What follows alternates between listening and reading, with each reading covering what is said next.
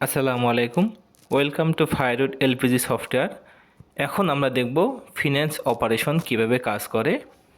তো finance operation দেখার জন্য আমাদের বাম পাশের মডিউল বারটি ওপেন করতে হবে।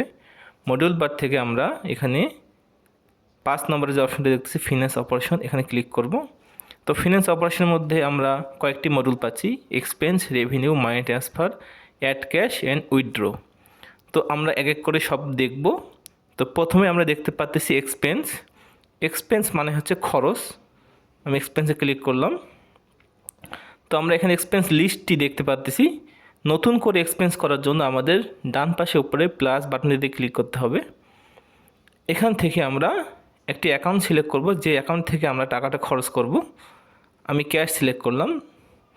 এরপর হচ্ছে এক্সপেন্স অ্যাকাউন্ট, আমরা কী বাবদ এক্সপেন্সটি করব আমরা সেই এখানে অ্যাকাউন্টে সিলেক্ট করব। যদি এখানে আমাদের অ্যাকাউন্ট না থাকে এক্সপেন্সের, তাহলে আমরা অ্যাকাউন্ট মডিউলে গিয়ে এক্সপেন্সের অ্যাকাউন্টগুলো তৈরি করে নেব।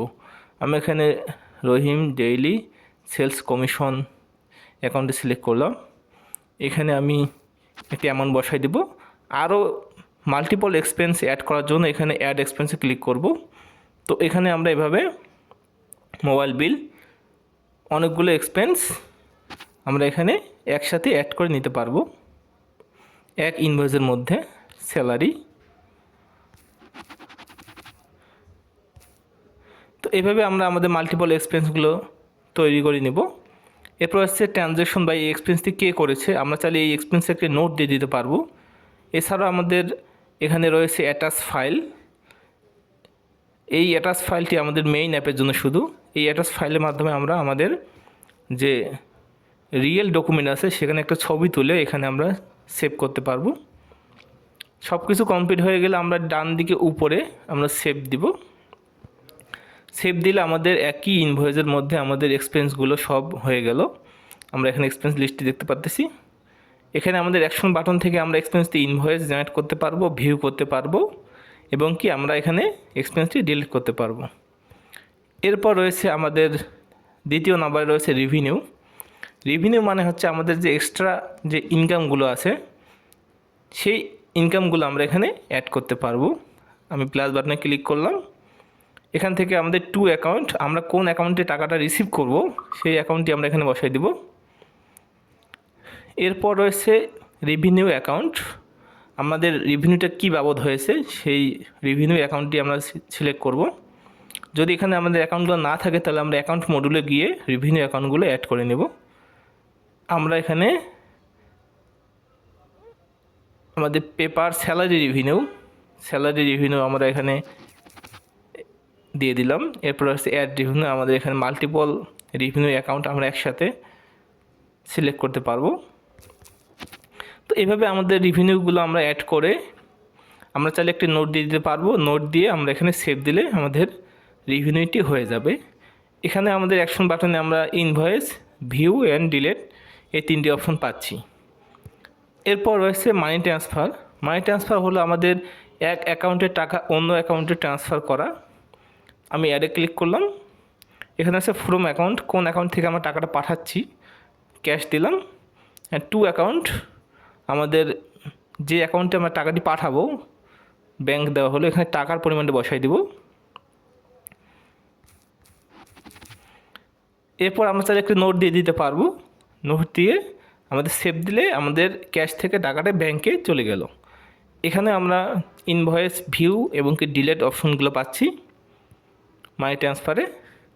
এরপর হচ্ছে অ্যাড ক্যাশ, আমাদের প্রতিষ্ঠানে আমরা যদি পার্সোনাল কোনো টাকা ইনভেস্ট করি বা টাকা অ্যাড করি, তো সেই টাকাগুলো আমরা এখান থেকে অ্যাড করতে পারবো অ্যাড ক্যাশের মাধ্যমে। আমি প্লাস বাটনে ক্লিক করলাম।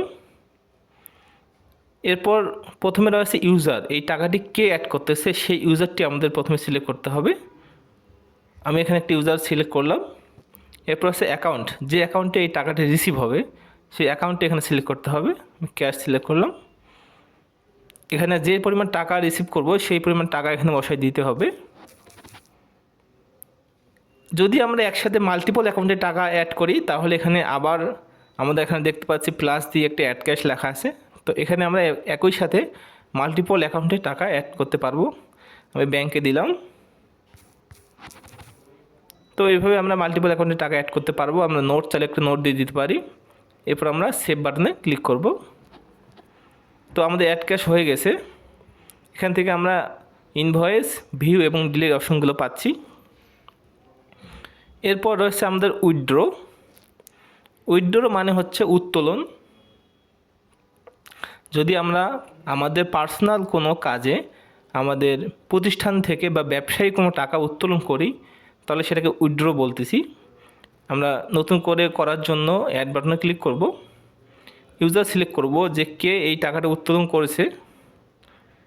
এরপর হচ্ছে অ্যাকাউন্ট, কোন অ্যাকাউন্টে টাকাটা উত্তোলন হয়েছে, ক্যাশ থেকে নাকি ব্যাংক থেকে, সেই অ্যাকাউন্টে আমরা সিলেক্ট করব। ক্যাশ দিলাম। যে পরিমাণ টাকা উত্তোলন হয়েছে সেই অ্যামাউন্টটা আমরা এখানে বসাই দিব।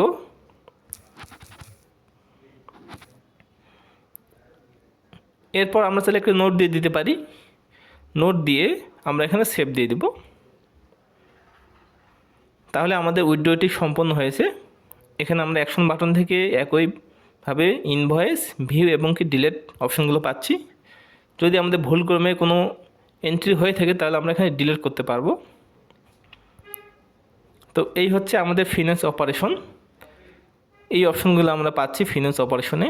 ধন্যবাদ সবাইকে ফায়ারউড এলপিজি সফটওয়্যারের সাথে থাকার জন্য। আসসালামু আলাইকুম।